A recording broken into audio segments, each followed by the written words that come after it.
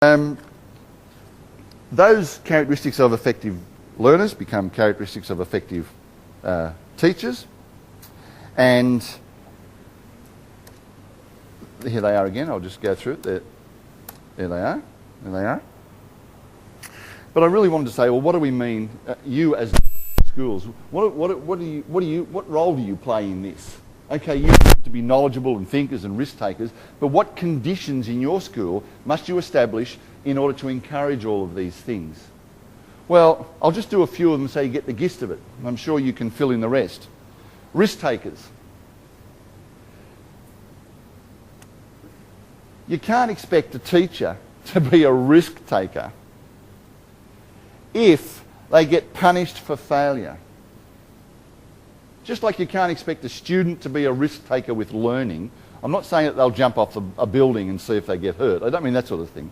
I mean an intellectual risk, you know. You can't expect students to do it for the same reason. Unless you reward and acknowledge the attempt to try something new.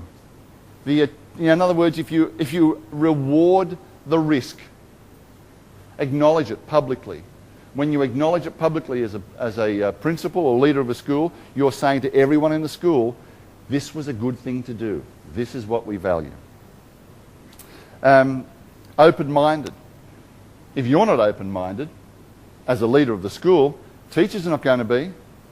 And if teachers aren't, they're not going to expect kids to be. It's a simple connection like that, isn't it? Always.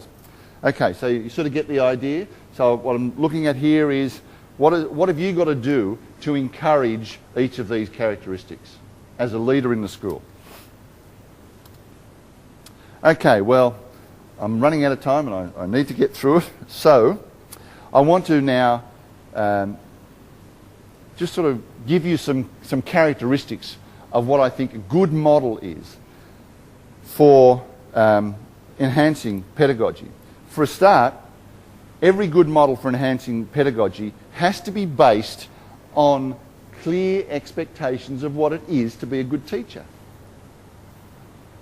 You know what I mean? Like, if your teachers think to be a good teacher is to turn up on time, not let the kids make any noise, and finish the class on time, and that's what makes a good teacher, you have an enormous task ahead of you, because what you understand to be a good teacher is quite different from what they understand. So you've got to fill that gap first. You've got to create that understanding. Must be collaborative and collegial, and this is really crucial. It has to be ongoing. It has to be ongoing. There has to be, as we just heard, although in a different context, there has to be follow-up.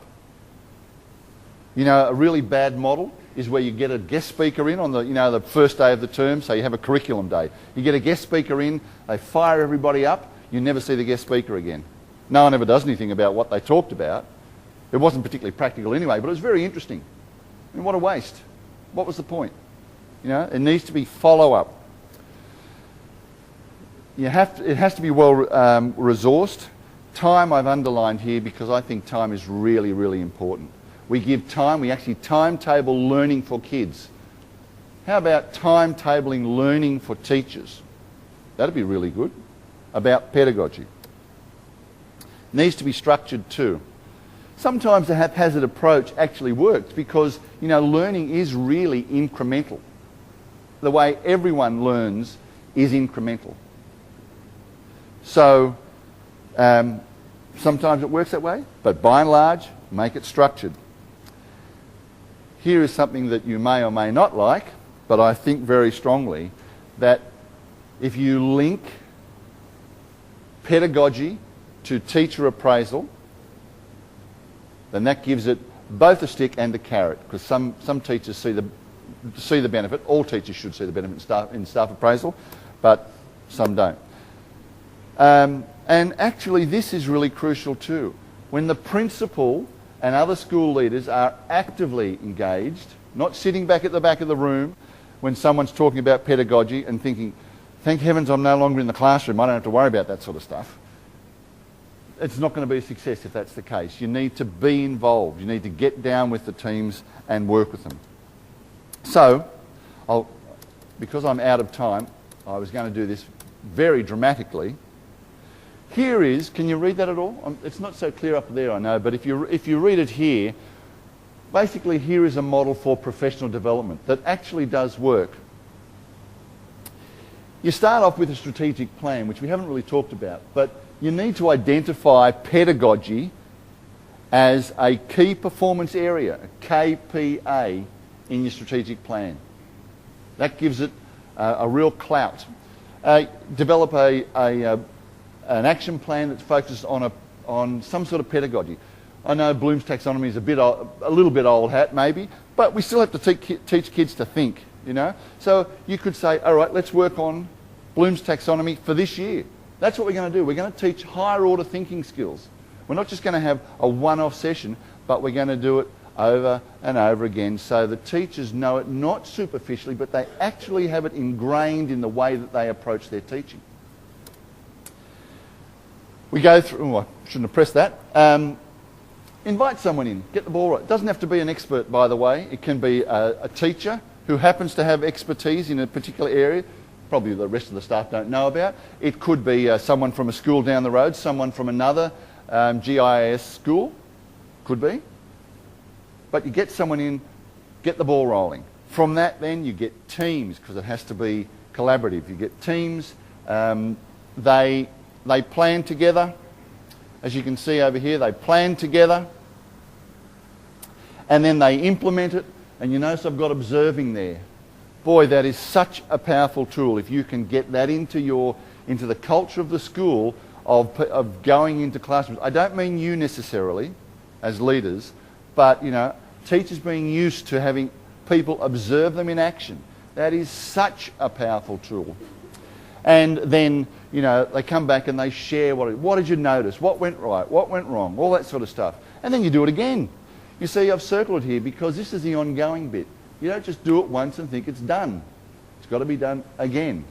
Someone, of course, has to manage this, whether it's you or the other leaders in the school. And here is something really, really different. How about this? Most secondary teachers, let alone how to write the content of a reflective piece. It's just not in our training. It's not in our experience. But what a powerful tool it is if you want teachers to understand what they've been doing, think about where they went wrong, think about what they might do, you know, to improve it next time. And what about regular sharing meetings with the whole staff? My time's up. What I really want to say is, think about the last staff meeting you had and what proportion of that meeting was devoted to the sharing of discussion about teaching strategies compared to administration. If you're like most schools that I've observed, probably you didn't even talk about pedagogy. If you got some pedagogy in, that's great, but by and large you probably didn't. And what I'm saying is if you make it the focus, if you personally get involved because you are the real movers and shakers in your schools, if you get involved and say, hey, I know this school's got to be administered, but really our key responsibility is to make every person in this school, every teacher in this school, a better and constantly improving teacher. That's it. That's the number one task. Because the good teaching will happen, the good results will happen, the parents will be happy, the reputation of the school will improve, and so on.